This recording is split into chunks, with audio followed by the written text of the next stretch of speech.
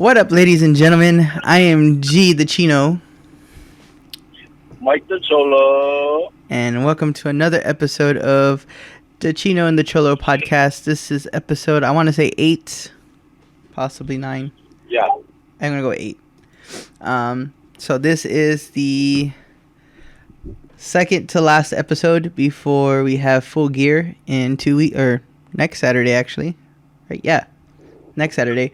So we do have a go home show before we get to the pay-per-view, and then we'll have the pay-per-view. So I guess we're doing 2 shows next week. It looks weak. This go home show looks a little weak, but we'll see what happens.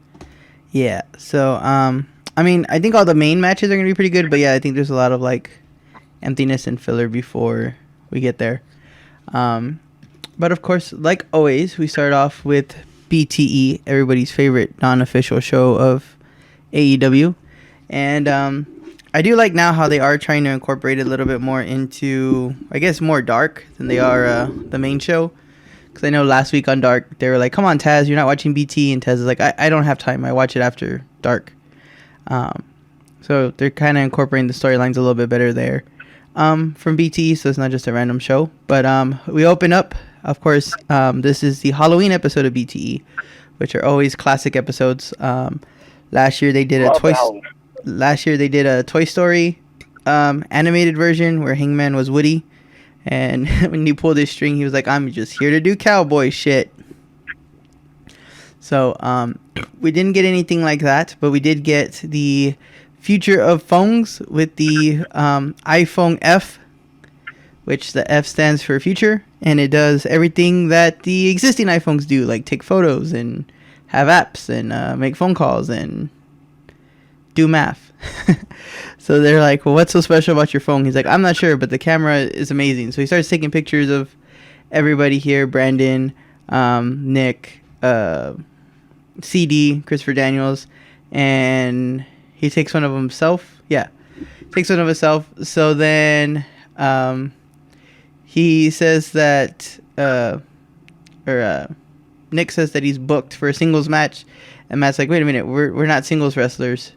And he's like, let me look at the photos real quick. So when he cuts to the photo, he sees that Nick becomes the TNT champion in the photo after he takes the photo. So he's like, no, you're not leaving. You're not going to go have the match. And then Brandon is like, we signed up for tag team. Yes. We signed up for tag team. That's what we are. Yeah, so then Brandon's like, best friends wants to go talk to me about filming a skit or something. So then he looks at the photo that he took of Brandon, and he's getting murdered by best friends. They finally murder him. So he's like, no, you're not leaving. You're not going to walk out of here. Then they cut to earlier in the day when he was talking to CD, and CD took a picture. So then later, then CD walks into the room, and he's like, I'm getting this 201 number. Do anybody know a Paul that has a 201 number? So then when he goes and looks at the photo, he sees that it is that Christopher Daniels became the talent relations for head of talent for NXT, and it's a picture of him next to Triple H. And he's like, no, nobody's leaving. Nobody's doing anything. Which is very hilarious. Then it cuts to Tony Schiavone talking about that he knows about his phone, and he's like, didn't you take a picture of yourself earlier? And then the picture's actually Tony killing him, and that's what cuts away to the opening title package for BT. Which I love the Halloween episodes. Like, they're the best. Like, that's what I look forward to. Mm-hmm. Yeah, I'm kind of surprised they really didn't push it more to on Impact. I'm gonna say Impact Dynamite, like they did last year, where they had best friends dressed up as Rick and Morty, which was hilarious. So then after the title credits, they cut to the Bucks arguing under which tunnel they want to come out of. If they want to come out of the heel tunnel or come out of the face tunnel. And then Frankie Kazarian comes out, and he's like, why are y'all making it so difficult? You guys are faces, so people want to cheer you, so you come out of the face one. And he's like, I don't want to come out of that one. He's like, you don't get a damn choice.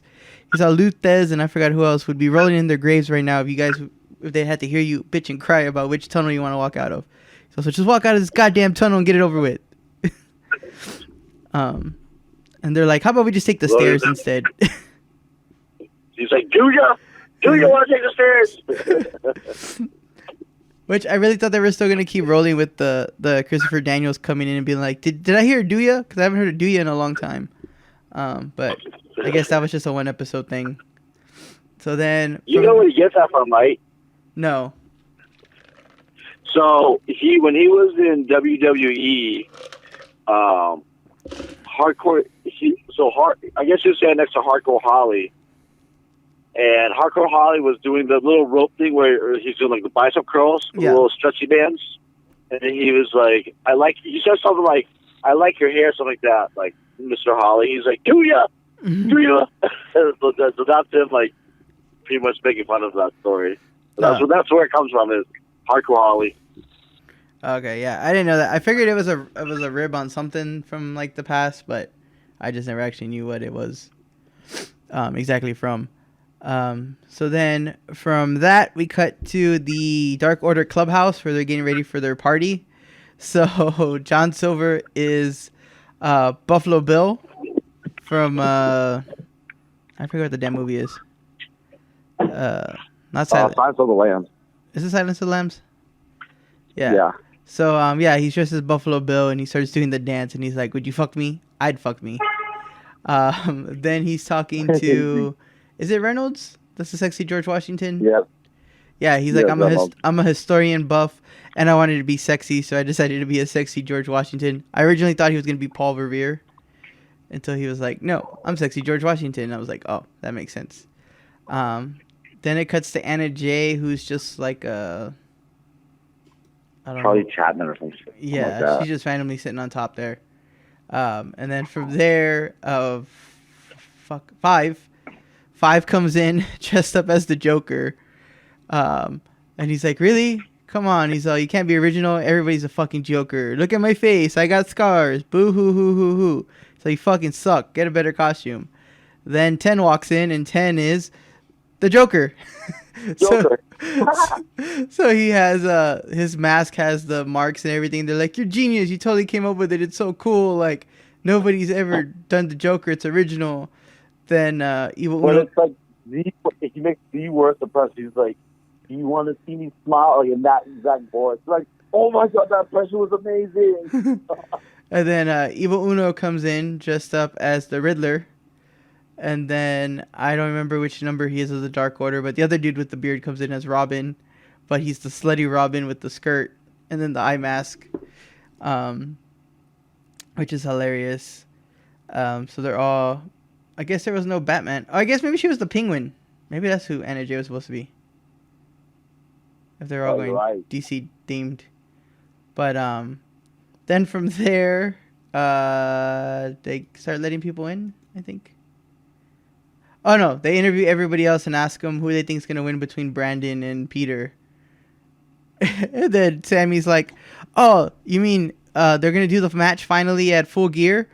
And they're like, no. He's like, the go-home show of Dynamite? They're like, no. He's like, the pre-show for Full Gear? And they're like, no. We're giving it away on Dark. And he's like, fucking Dark? Really? For real? For free? For free? On the internet? You're going to just do this match when this could have been like a pay-per-view match? And then they're interviewing like everybody else, but Sammy's the part that makes it funny because he's just like, nah, for real, for real. And then Godus is like, what the fuck are we talking about? Because they're going, him and QT Marshall going back and forth. And then he's like, what the fuck are we talking about again?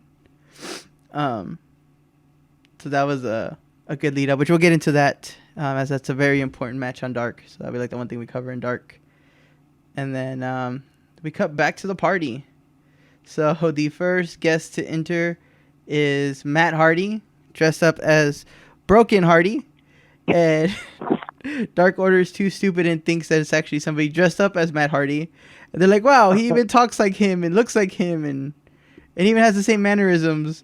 And then they're like, oh, so good. Yeah, that's so good, though. Man, we're popping for the fact that this guy looks like Matt Hardy. And then he does the pause the multiverse to explain what a pop is. And then he just like walks off, and then he's like, unfreeze. And they're like, oh my god, he teleported. Like, this is awesome. Like, that guy is so good. It's such a good Matt Hardy. So then from there, he teleports over to hang out with Trent to play some Gator Golf for the next round in the BTE Championship. And, well, let's just say that's where a good portion of this episode lies. Um, as I'll take it back. They're showing everybody all the matchups actually. I'll take it back because I'm watching this as we're talking here. So then from there they cut to Matt and Fuego del Sol, and then they cut to Colt Cabana Nakazawa versus John Silver, and John Silver gets the win. So Johnny Hungry is still in there and still my pick to win the first ever, to be the first ever BT champion. So he ends up winning he ends up winning in 6 shots. Then we cut to Matt versus Fuego del Sol, which of course if Fuego keeps winning, he gets to come back on Dark and still have a job. So Matt ends up beating him. What's it like? 8. Beats him in 8 shots. Then we cut to the really long Gator Golf match between Trent and Matt, who actually play in the middle of the dressing room hallway where the people are doing makeup. And the Gator is actually stuck under a chair where everybody is crowded, so nobody's moving while they're trying to play. So a good 45 strokes later, I even forgot who won by this point. Is it Matt? Oh, Trent. Trent wins and moves on to the next round. So if I'm correct, that leaves Trent, Matt, and John Silver. I feel like there was a 4th one we're missing, no? I said, shouldn't there be a 4th person in that Gator Golf tournament? Because there's only 3. Versus Matt. It was the way it started. The finals would be a triple threat. Okay. That's what the finals. Okay, then that makes sense because it's Matt, John Silver, and what did I just say? Trent. That's the final 3 for it. So then from there, Eddie Kingston cuts a promo on a Halloween basket that's shaped like a pumpkin. And he's out there talking about how in his hood he didn't have trick or treat because he was in the ghetto and the hood and they didn't have any money, and that he couldn't believe in Halloween just like he didn't believe in Santa Claus because he didn't exist because Santa Claus didn't visit his hood, and that he had to do everything for himself. And then after the promo's over, they're like, what did Santa Claus have to do with Halloween? We're telling you to do the thing on the pumpkin. He's like, oh yeah, Santa's real. He just didn't visit my neighborhood because we were bad. So I still love these Eddie Kingston promos. So they're still my favorite. Not good one. I still thought it was funny. It might not have been good, but I thought it was still entertaining. He just like, I really think he didn't know where to go with it. So he's like, oh yeah, like the Santa Claus, but I still think it was still a funny promo. Especially at the end when he was like, Santa Claus just doesn't visit my neighborhood. He's done better ones. He has had better ones, but it was still pretty funny for the fact that it's BT. So then we come back to Dark Order's public party, and they have Leva Bates show up as somebody from Hogwarts. I don't know if she was a specific character or not. I wasn't paying attention. Then they allow, I don't know who it is, some other girl in there. Jack. Not Jack. Was it Nyla Rose? I wasn't sure. Then Sammy tries to get in, and they let him into the party. And then, who was next? Griff Garrison tries to come in, and they're like, what are you supposed to be, Jungle Boy? And he's like, yeah, I'm Jungle Boy. And they're like, okay, you can come in. And they're like, Jungle Boy! What I really wanted was for, like, Jungle Boy to come in, like, right after him and be like, I'm Griff Garrison. And then, like, they would go in and then jump Jungle Boy. That's what I was really hoping what was the next part. But Private Party tries to go in, and they're like, no, man, check it. We're on the list. And then the bouncer's like, you are on the list. And they pull it up, and it's on the list of people not invited to the party. And it's all Private Party and Brian Pillman Jr. That's it.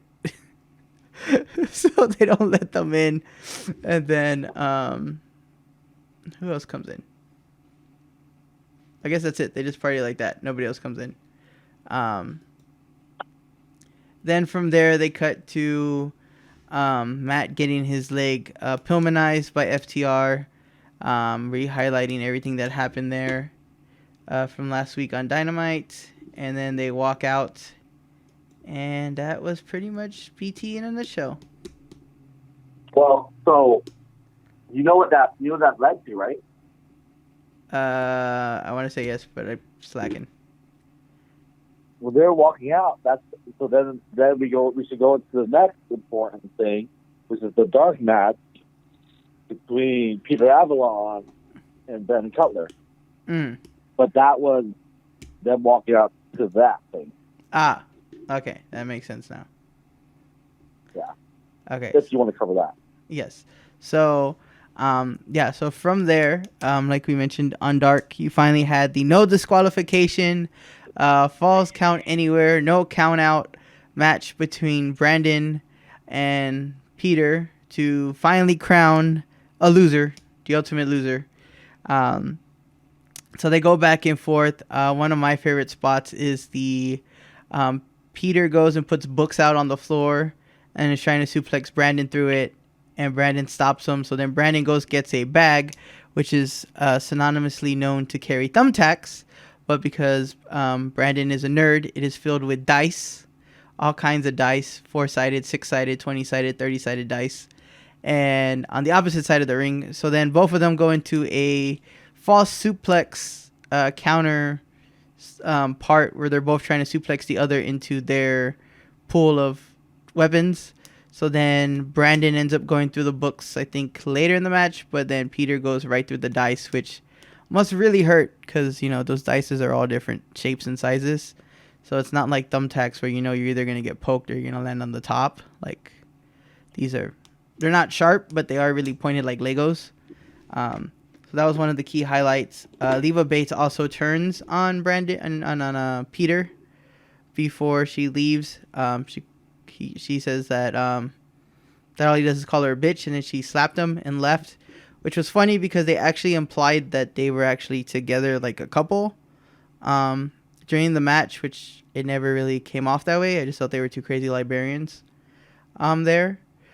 So she apparently has now separated from Peter, and then the Young Bucks come down. Like we mentioned from the end of BTE, they go out to support Brandon, and Brandon uses that jolt of energy of seeing his friends there to overcome Peter, and finally pin him, giving Brandon his first ever win, according to what's his name, Justin Roberts. Well, was he like 20 or 1-25 and 2? Yeah, he's 125-2. This is official record. Making Peter now officially 0-26-2. That's hilarious. For the year, which is great. So yeah, the Young Bucks are there, and then Taz was like, I think they're loading up the confetti cannon to shoot off the confetti. They're like, no, that's for the Young Bucks' entrance tomorrow. They're like, oh, okay, my bad. No, they're not. So that set up Brandon now with a winning record, which plays into Impact. Why do I keep on saying Impact?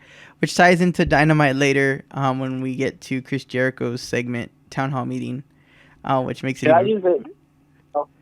Like, you did mention it earlier before we started recording, but one thing I like about AEW is they have continuity. Yes. With all their stuff, everything's connected, kind of, in its own way. Yes. They may go back to it later. But they're all continuity wise, like you said, like they're later. They'll be like, oh yeah, I remember like 8 months ago when this happened, and they're like, no, but thanks for reminding us. It's still slow burn, but so last week on Dark, when Brandy was fighting, I think it was like Chocolate Red Velvet or whatever that fucking girl's name is. Mm-hmm. And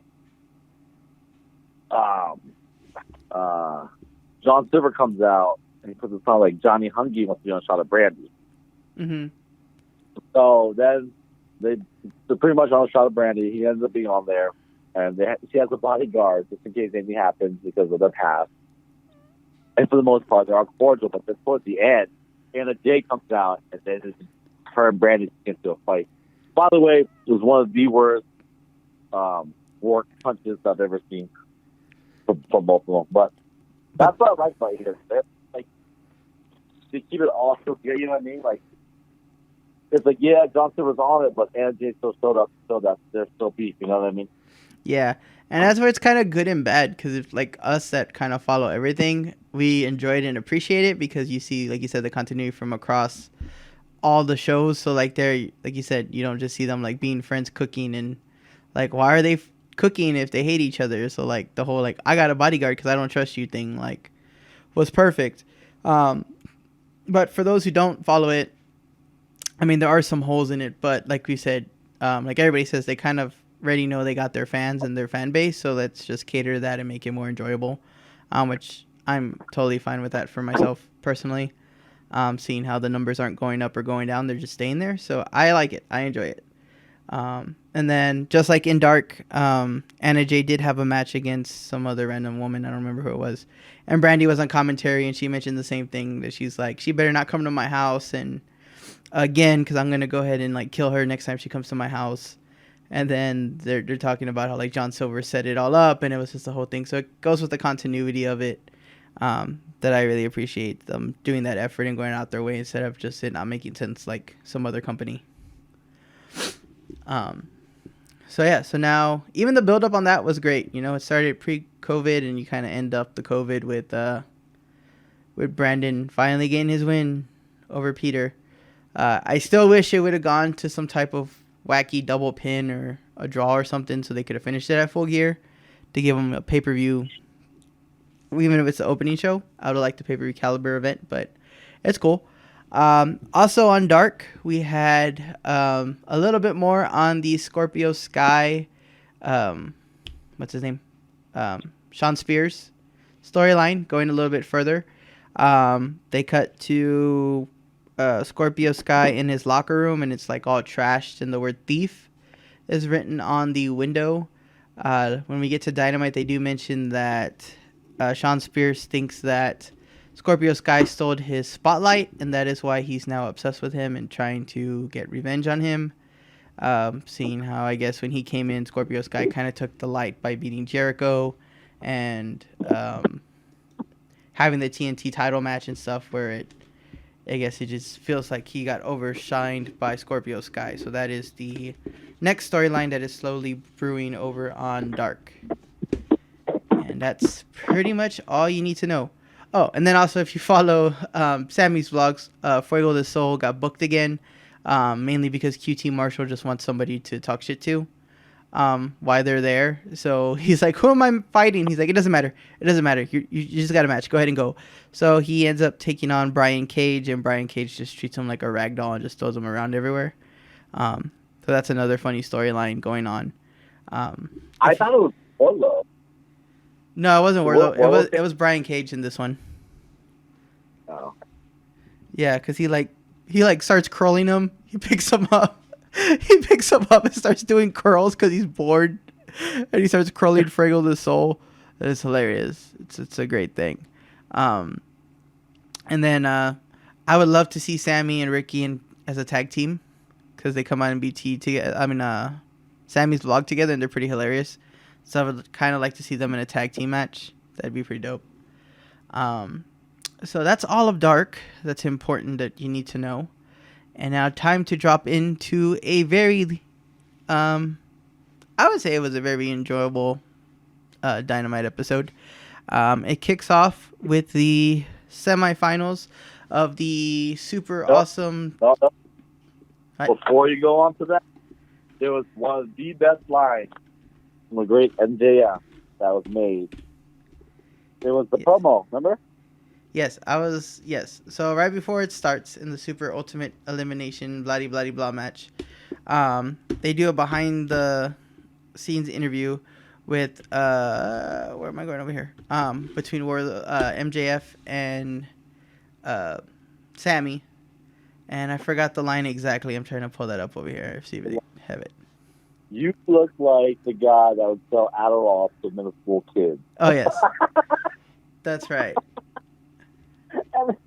And then on Twitter, he threw a picture of what it looked like. It's fucking hilarious. I haven't seen the Twitter yet.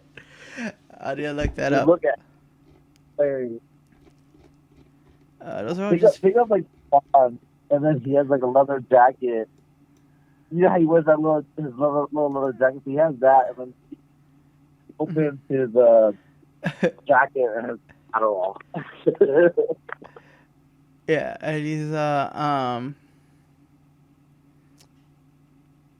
where is it at here? Yeah, and then he's like, I'm never gonna let you join the inner circle, and then he gets an MJF's face, and tells him, because I'm not gonna let it happen. So then, while they're doing the stare down, he tells Warlord, go ahead and go out and get ready for your match. So his match is against, of course, Hangman. They did tease the breakup again. Yes. The War MJF, because he was like, because I forgot who it was. Well, I think it was Dasha that asked, like Warlow, if you win the championship, or something like that, how do you feel if Warlow wins the championship? And that's like, well, if Warlow wins the championship, then that means I'm champion because I own Warlow. Yeah. And then Warlow, like this, like he rolls his eyes. Yes. Like, fuck you. Yes. So I was really excited for this match just because, it's two big old slabs of meat going at each other. But you don't get that a lot because you get a lot of the little flippy flyers. So it was good to see some good power wrestling here. Even though, they're the same size, I did like the fact that they did give Warlord the advantage of him being, a bigger, fuller, muscular, buff guy over Hangman. So Hangman did have to play, underdog most of the match, trying to take him down, but he couldn't take him down. Getting dominated by Warlord, which was more convincing than, say, him and, like, Pentagon going against each other if it would have been the other way. So I'm really glad they had this matchup, which is what I was kind of expecting on this side. So it's a good back and forth until it took 2 buckshot lariats to get him down before Adam Page wins and gets the title shot for Full Gear before he ends up celebrating with a nice ice cold beer to end the segment. Didn't he blast it through the barricade or something like that? I kept missing that spot. I think he like threw him and then he like knocked out the barricade. I don't think he actually like got like speared through it or anything that I can remember. Cause I think he just like kind of like Irish whipped them into it, but kind of like head first, and I think that's what knocked it down, if I'm correct. Cause I can't remember either. I just like turned back and he was like on the ground with the thing down, and then they're like, "We're going to commercial." So I'm not too sure exactly. I don't think they show it in the match. Yeah, it's something I'm still doing a bad job with these pictures, man. Yeah, I can't stand picture-in-picture. It's the worst. Let me see. I'm going to try to see if I can find a quick shot that explains it. But yeah, I want to say I think he just like throws him in there, or like he was going to spear him and he moves out the way and he pretty much eats shit on the... Let's see. Sorry. Yeah, I can't find it. But yeah, somewhere in there. But yeah, it takes a double buckshot lariat before he ends up putting out Warlord to move on and become the first finalist to the Eliminator blah blah blah tournament of the world. Wonder who he's gonna pick. No idea. So then from there we cut to I think we cut to the Moxley promo where he's sitting there and talking about how he's going to make Eddie Kingston tap, and that I don't remember what the full promo was, but it wasn't that entertaining if I can't remember it. But then from there, I actually like Moxley promo. One of his rare ones that I actually like. But I mean, he was like, I think it was the first one. He was like, "I'm not going to defend my title. I'm going to weaponize my title." Oh yeah, that's right. That's what it was. That he was like, it's an I Quit match, so I'm just gonna like beat you with it and go around because like everybody else who has a big mouth, they think that I'm gonna have to shut their mouth down just like everybody else or something like that. I wish this walkthrough page had a really good promo review, but it doesn't. It just has the matches. But yeah, something like that about how like he had to beat everybody else up who thinks that they can bully themselves around AEW, and that he's been the champion now for almost the whole year. So he has to just keep defending it. Then as a tune-up match, you had Eddie Kingston with the Butcher, the Blade, and the Candlestick Maker take on Matt Sydal, and pretty much another quick little squash. They went back and forth until finally Eddie puts him in the Bulldog choke that Moxley used to make him tap out, until he made Sydal pass out. And then afterwards, Eddie goes to him and he's like, "I'm sorry, Moxley, I'm sorry." Kind of like foreshadowing what he's going to do at Full Gear to him.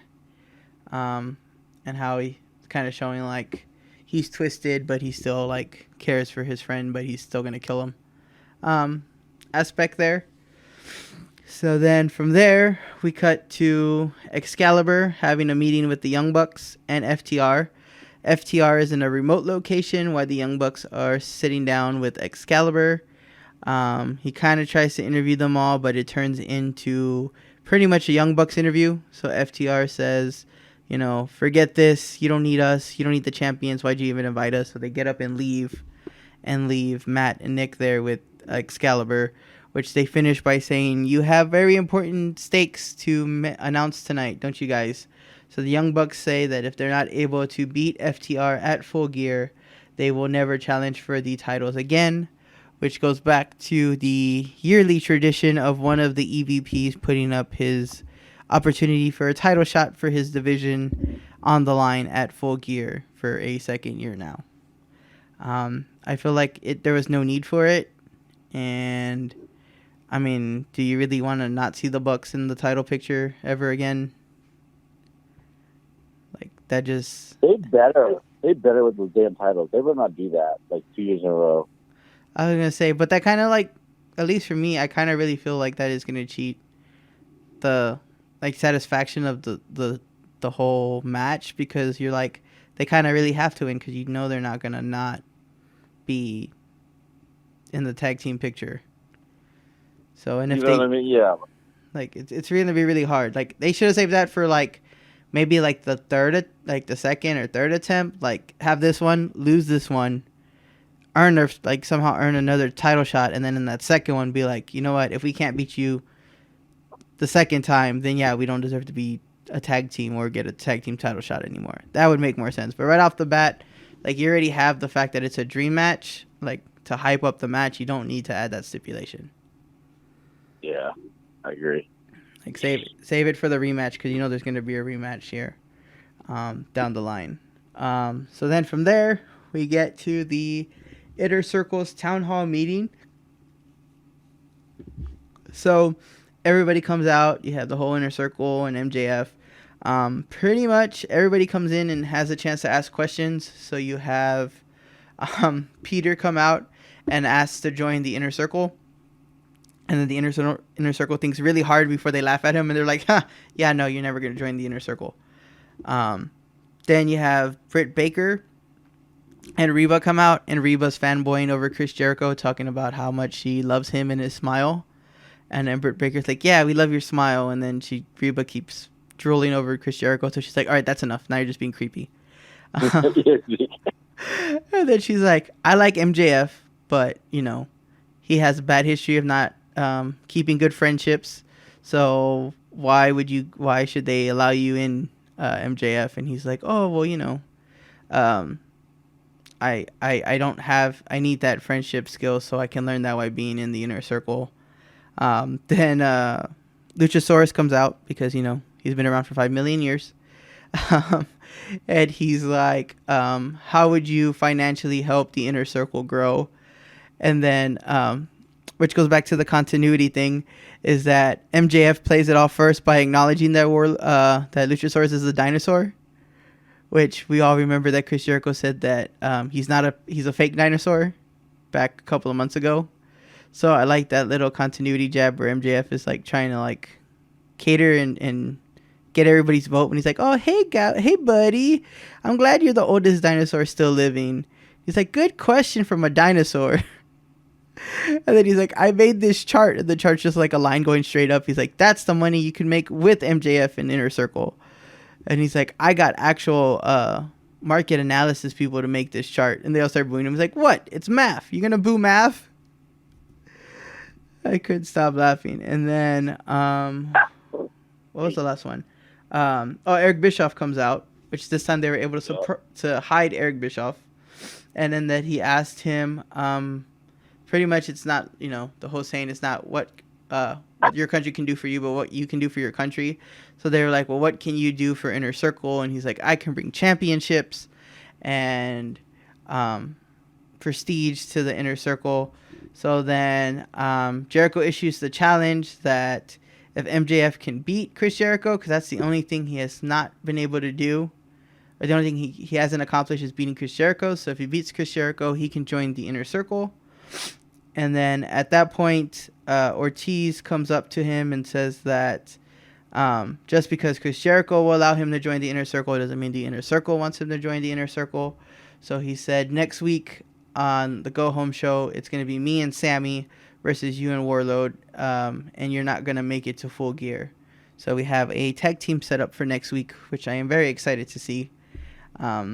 So I am very excited for that match. I really think Sammy's going to cost MJF the match at Full Gear, and then we're going to transition over to MJF versus Sammy. I think that's where that's going. I like how they make fun of like the real life debate where one of Eric Bischoff's question was MJF was like, I worked with Jericho for 30 plus years and he's known to be a prima donna, and then Jericho like, prima donna, who you call the prima donna? And then Tony Schiavone's like, Mr. Jericho, shut the hell up. And just a Bischoff, he can talk. Like that was because the whole like stuff like what shut up stuff. I mean, I thought it was hilarious. Yes, I really wish, if we take away the whole dinner and a movie segment from last week, I think this would have been a really good build up to the pay per view. But that's like a little like asterisk to it.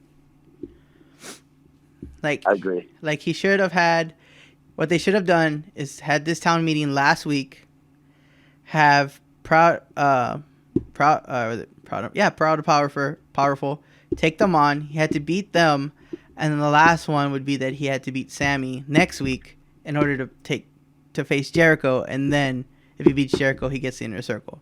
That way it builds 3 good matches leading up to Full Gear, and you don't lose any of it. And then MJF like finding ways to win there and be like, see, this is why you need me, because that wouldn't have happened if I was there. And I think that would have done a little bit better build off than having the dinner and a movie. But from there, we jump over to they say it's the first time ever, but it's actually the second ever lumberjack match in AEW history, but the first one for the TNT title. So you have Freshly Squeezed. Before you start, I was thinking when I was watching this first time, I go, this better not end in a draw or like something stupid. You know what? The one thing I got to give them credit for is that we're now a year and a couple of weeks into this, and we have yet to see at least that I can remember, we've yet to see like a triple threat or a fatal 4-way for a title. Like I think we may have seen a triple threat, or like there we have like the fatal 4-way for the tag teams, but you haven't seen a like triple threat title match yet, or a fatal 4-way title match. So I did give them props for that, because I really start hating that when WWE does that, where they're like, oh, well, there's... Well, it's WWE trying to push people who can't wrestle, so you need a third guy. You remember when it was like Roman Reigns versus Kane versus Braun Strowman? It was Braun Strowman sucked at the time, so they needed Kane to help balance everything out. Yeah. So that's why I kind of give that, because that's what I was thinking too, that I was like, is this going to go to like a draw, and then you're going to have Darby and Orange and Cody, and you end up not having that. So I'm like, I'll take that. But now when I think about it, they tease like multiple storylines intertwined, but they never like actually pull the trigger where they're like, okay, well now all 3 of y'all got to fight because both storylines have to end. So I kind of like where they're going with that. Like there where it was the Warhawk, but you still had Eddie Kingston's storyline going, and now you jump to Eddie Kingston without actually being like, well, now it's a triple threat between Warhawk and Eddie Kingston. Like, they've kept it separate and they left it. So I do like that. I don't understand who gets to pick the Lumberjacks in this match, but the Dark Order's in there just for the sake of it being the Dark Order. Well, there's. I mean, I know why they were in there. Continuity wise, wasn't there? It doesn't make sense, right? But I think maybe they had beef, Cody. But I know the real reason why the Dark Order was in there. Which I will say this though, like, I would say, like, if Orange Cassidy wasn't going to win the belt, then there was a point of rematch. But yeah, I'll let you. Yeah. So so you have John Silver taking off Orange Cassidy, or hitting Orange Cassidy with a pump kick, and then ironically and randomly out of nowhere, Arn Anderson punches Orange Cassidy as well, and then Cody goes for the pin or hits the crossroad and goes for the pin to end the match after the back and forth. But the Lumberjacks were really more just a crash pad. There was a bunch of spots where, suplex off the top rope and all of them land on top of the Lumberjacks. They did a spot where Orange Cassidy was on the ropes and he got punched and he fell back, and Best Friends would carry him up and push him back up to the ropes. So it was more just like a gimmick match, nothing too exciting. So even Best Friends, which I thought was weird, but it makes sense. They started attacking Cody, like punching Cody, well, obviously because Orange Cassidy is their teammate, so that makes sense too. But yeah. And that's where I would think that Dark Order would kind of be more, not so much neutral, but I figured they would attack both the same because they still hate Cody because, he took the title off of Mr. Brody Lee. So it makes sense that they'd be more sour at him than they would be at Orange. But, so that was kind of weird that they helped out Cody for the sake. But maybe, storyline-wise, they want Brody Lee to take the title back from Cody. So that's why they're helping Cody so he can stay champion. So that could be another good storyline. Or that Cody becomes the new Exalted One for the Dark Order. As they said, they were kind of teasing a heel turn with Arn Anderson helping Cody cheat to win, which Arn's normally knows in the book. But I'm still calling FTR and Cody alliance coming soon. I read somewhere that they were talking about maybe Kenny and FTR being a faction, which I hope not. That'd be weird. What I'll say about this match was, the only reason why Dark Order was in it is so they could set up the buy-in. They needed a buy-in match. They're like, well, let's just put John Silver and Cassidy together. That's the buy-in match.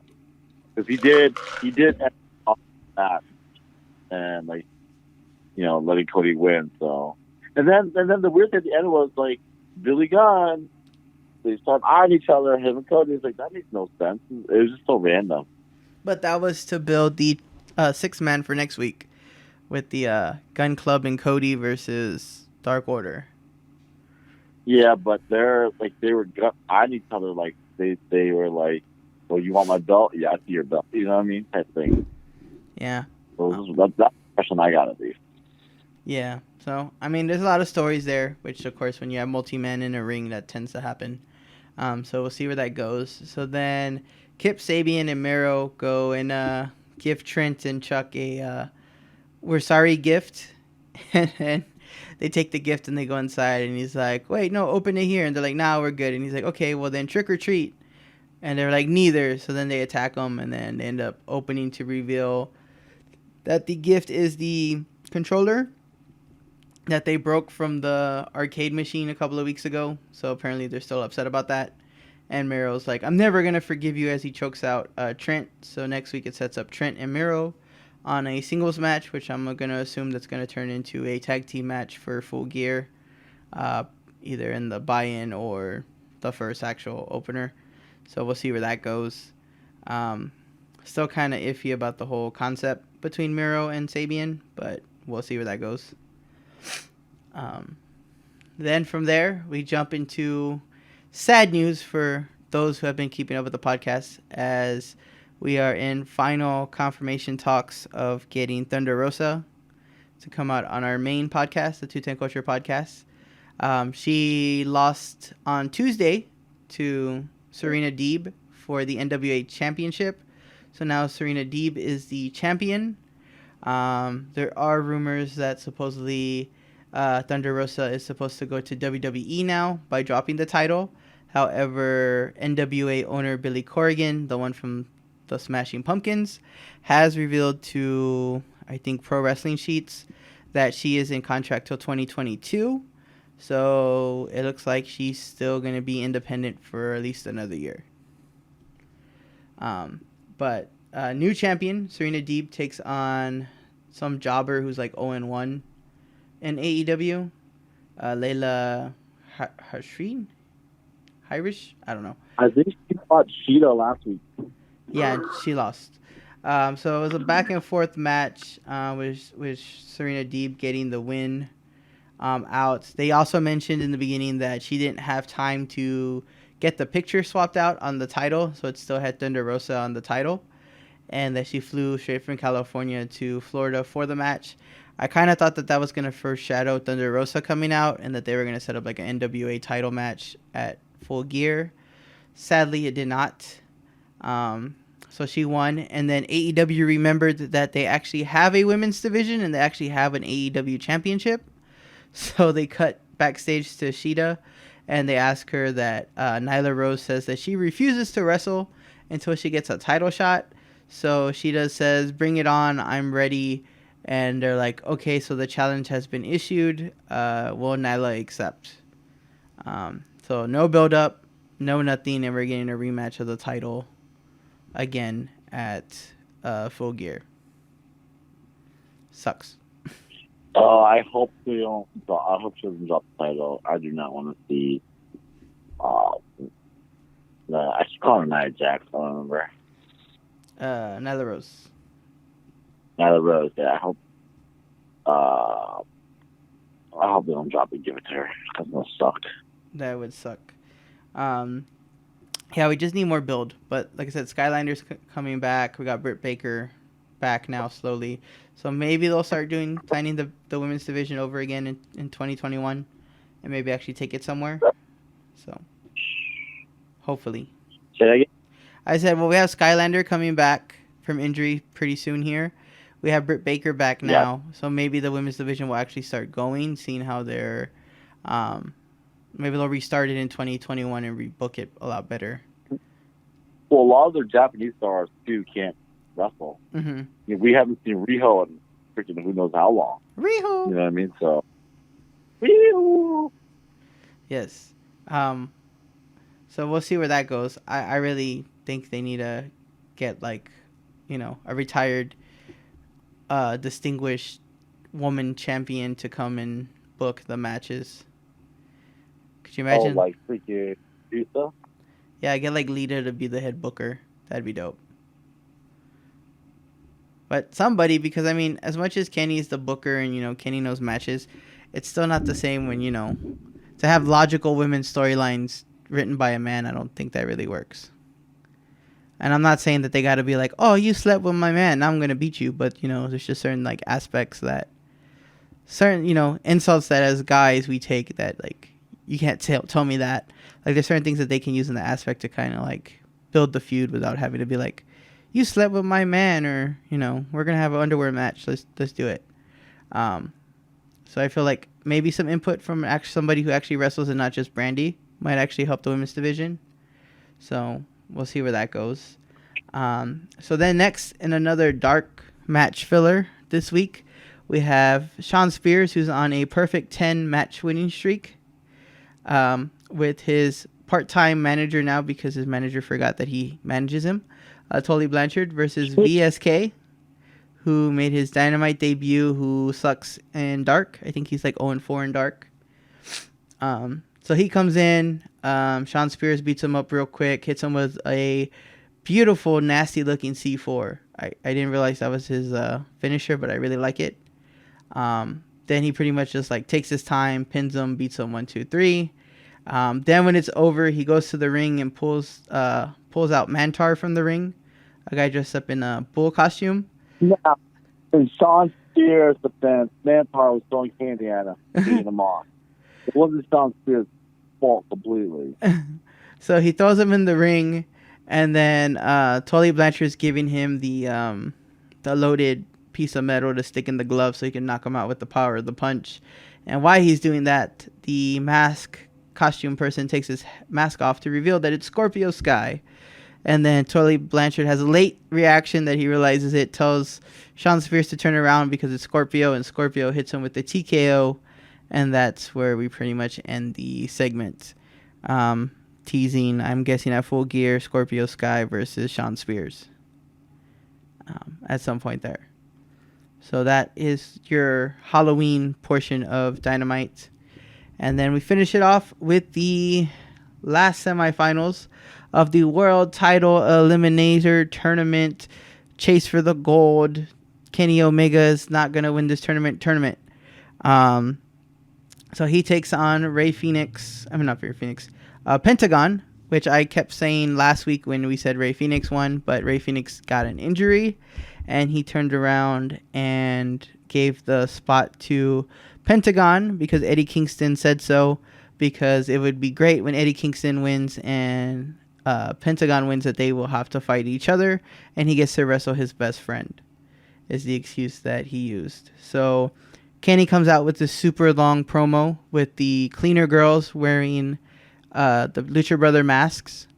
Why Kenny comes out. So he comes out wearing his Street Fighter shirt that they have the exclusive collaboration with. And pretty much for the good first about 5-10 minutes of the match, he's wearing the shirt until I think Pentagon kicks him or punches him in the gut, till Kenny reveals that he is wearing the AAA Mega World Championship belt that he had won before the COVID by beating Rey Fenix. So then Rey Fenix gets even more mad because, he had to give up the match, and then Kenny reminds him that he beat him and he has the belt. So then Kenny puts the belt between the middle of him and Pentagon, and they go into another week of slap me in the chest so we can all yell woo segment. So they go back and forth, and then Pentagon takes off his glove on the second round, and he tries to throw it at the referee, but Kenny catches it, and Kenny slaps him like the old Bugs Bunny and Yosemite Sam cartoon skit. So he slaps him with the glove, and then he tells him, I told you to slap me. So Pentagon gets ready to slap him, and then Kenny kicks him in the gut, and they go from there, and that's the end of the chop session. Then they brawl on the floor. They go into picture-in-picture, so I stop watching because I can't see what the hell's going on in picture-in-picture. And then it cuts back to Kenny DDTing Pentagon onto an ice chest that's somewhere around ringside there. Then they come back and they go back and forth with, Kenny doing the dive over the ropes, Pentagon doing the dive over the ropes, a sling blade until Kenny hits him with a couple of V-triggers. They go on the top rope. Pentagon tries to make sure he doesn't get suplexed off the top. And then finally at the end, Kenny hits him with the one winged angel to get the win. No surprise. And he will be taking on Adam Page in the finals of the Super Eliminator Triathlon tournament at Full Gear.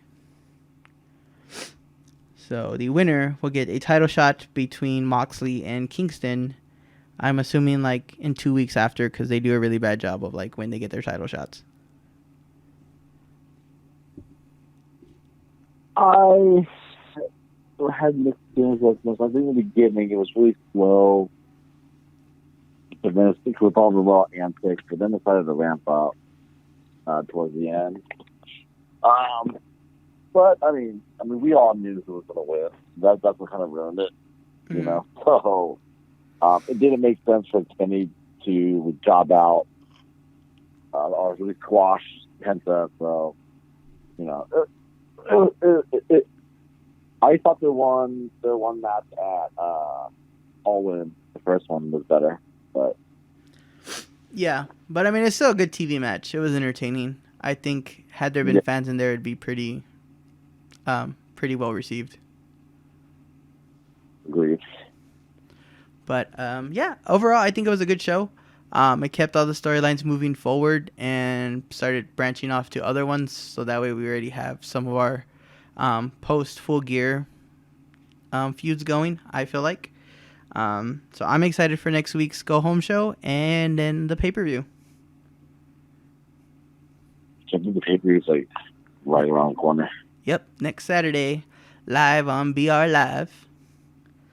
So we will see you guys next week, and thanks for tuning in. Actually, Mike, do you have any final thoughts overall on the show before we let everybody go? I thought the show was. I was a little disappointed, but I was so hyped for it, and I think that's what kind of it's so hard. But I mean, I'm kind of excited for Full Gear. I'm hoping they don't pull the same thing as they did last year, but then it also becomes that they become very predictable. So we'll see what happens. But yes, they may pull fast and let freaking Young Bucks lose and let Hangman win. So I don't know. We'll see. Yep, we will see. And of course, next week we'll also have our predictions as well. So it'll be a little bit longer episode. But with that being said, I'm G the Chino.